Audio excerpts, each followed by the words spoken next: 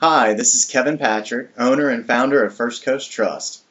Congratulations! This is the first of a series of weekly tips we're going to be sending to you, commercial realtors, in an effort to help you build your business and establish a better presence in the community that you're working in. Obviously, this is raw and unedited footage, so you're going to see me exactly as who I am, and I hope you appreciate it, and I hope you definitely get value out of it. A concept that I want to talk about, or the topic of which what I want to talk about this week, is a concept I call tending your herd. I'm definitely a student of the national marketing guru Dan Kennedy, and this is something that he talks about constantly. And a lot of you have been giving me calls and asking about ways to increase your business and find new customers and things along that line. And one of the best things that I want to remind everybody is the best source of business is to always get it from people who know and trust you. In other words, it's a lot easier to get business from people who have worked with you in the past as opposed to trying to go out and find all kinds of new people to work with you. Your business is just you're going to be so much happier in the business because you are working with people who know you and trust you. So let's get back to the concept tending the herd.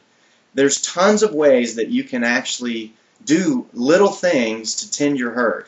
You could send out a blog, you could send out weekly emails, any kind of reminder that keeps them on top of your mind. As long as they're aware of what you're doing, who you are, and why you are the expert, that's part of tending your herd.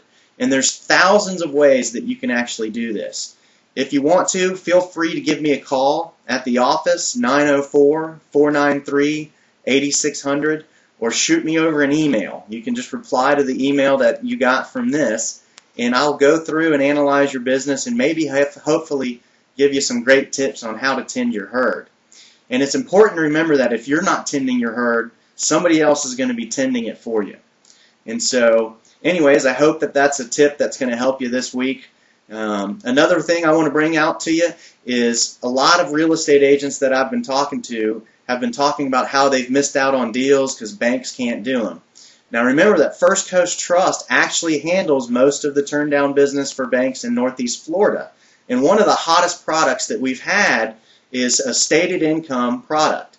Now this is helpful if you've got an owner-occupied tenant that's selling it, and maybe they run all their expenses through the business so they don't have income to prove, and so a bank who's going to underwrite that anchor tenant is not going to show or have the ability to feel secure in them having the income to support the lease that's being signed.